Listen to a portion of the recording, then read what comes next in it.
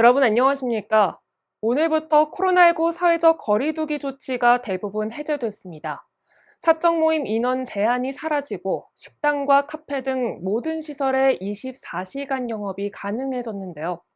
2년 1개월 만에 찾아온 거리두기 조치 해제로 모두가 일상 회복에 대한 기대감을 드러내고 있습니다. 4월 18일 월요일 투데이샷 첫 소식입니다. 전국 도시철도 운영지자체 협의회가 도시철도 법정 무임승차 손실에 대한 국비 보전을 요청하는 공동 건의문을 채택했습니다. 전국 도시철도 운영지자체 협의회는 13개 광역 기초자치단체로 구성돼 활동하고 있는데요. 이들은 노인 인구 급증과 요금 동결, 코로나19로 인한 승객 감소 등으로 도시철도 적자가 눈덩이처럼 불어나 지방자치단체의 재정 건전성도 위협하는 상황이라고 호소했습니다. 이들은 도시철도 무임 손실에 대한 중앙정부 지원을 확보하기 위해 공동건의문을 새 정부 인수위에 공식적으로 전달할 예정입니다.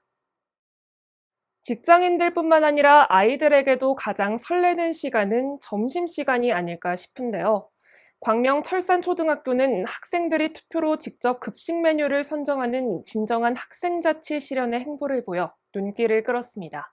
보도에 박웅석 기자입니다. 학생들이 직접 투표를 통해 급식 메뉴를 선정해 화제가 되고 있습니다. 광명 철산초등학교 학생자치회는 지난 3월 21일부터 4월 7일까지 학생이 직접 급식 메뉴를 선정하는 학생 선택 급식 메뉴 투표를 실시했습니다. 학생들이 직접 급식 메뉴를 투표를 진행하면 학생들이 원하는 메뉴가 급식에 나오니까 가끔씩이라도 원하는 맛있는 메뉴가 나오면 특식처럼 먹을 수 있어서 기분이 좋아질 것 같아서 하게 되었어요. 철산초 급식 메뉴 선정은 각 학급별로 선호하는 메뉴를 모아 학생자치회 온라인 밴드에 후보로 올려 학생자치회 구성원들이 투표를 통해 최종 메뉴 후보를 선정했습니다.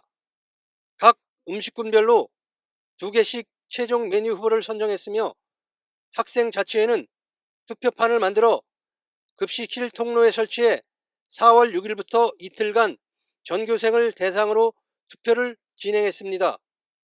요번에 그 메뉴를 정하는 것을 주최한 이유는 학교의 주인은 학생이니까 학생들이 좋아하는 급식을 제공해 주자라는 취지에서 했고요. 학생자치회에서 그 의견들을 제안을 했습니다.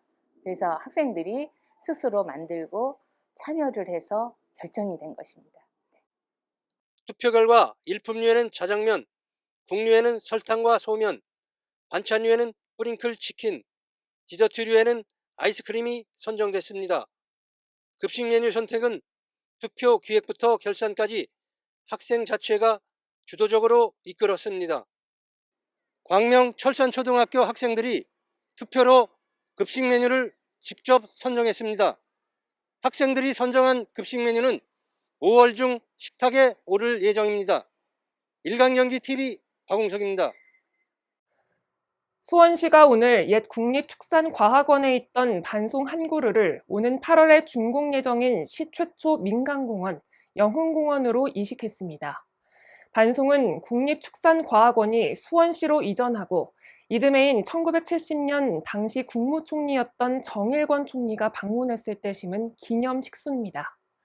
높이 4.5m, 수간폭 8m의 이 반송은 조경적 가치와 역사성, 희소성이 있는 우량 수목이지만 이식 비용 문제 등으로 인해 새로운 보금자리를 찾지 못했는데요. 한국농어촌공사가 2억 원 이상의 가치가 있는 반송을 수원시에 기증하고 민간 사업자가 이송 비용을 기부해 이식이 이뤄졌습니다. 군포시 당정동에 반려동물 바이오 신약 연구소가 들어섭니다. 군포시는 오늘 뇌신경질환 치료제 연구개발 바이오 벤처기업인 GNT파마와 업무 협약을 체결했는데요. 협약에 따라 GNT파마는 일자리 창출 등 지역경제 활성화를 위해 적극적으로 협력하기로 했습니다. 앞서 시는 지난 2월 유한양행과 첨단 바이오 연구 기반 조성을 위한 업무 협약을 체결한 바 있는데요. 시는 두 기업과의 협업을 통해 군포시가 인간에서부터 동물까지 아우르는 첨단 바이오 신약 치료제 연구와 개발의 메카로 거듭날 것으로 기대하고 있습니다. 1895년 개항기에 문을 연 인천 애관극장은 현존하는 우리나라 최초의 공연장인데요. 멀티플렉스 상영관들에 밀려 운영난을 겪는 애관극장을 살리기에 인천시가 적극 나섰습니다.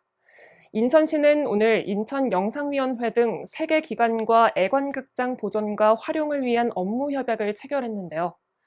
앞으로 시는 애관극장이 인천시의 영화, 영상, 문화 산업의 새로운 거점으로 거듭날 수 있도록 민관의 다양한 사업을 추진할 계획입니다. 최근 배달과 포장 수요가 증가해 일회용 플라스틱 용기 사용도 급증했습니다. 일회용 용기 중에 일부 재질은 안전성에 부적합하다는 검사 결과가 나왔는데요. 전자레인지를 사용할 때는 용기 재질을 확인하고 사용하는 게 좋겠습니다. 뉴스를 마칩니다. 시청해주신 여러분 고맙습니다.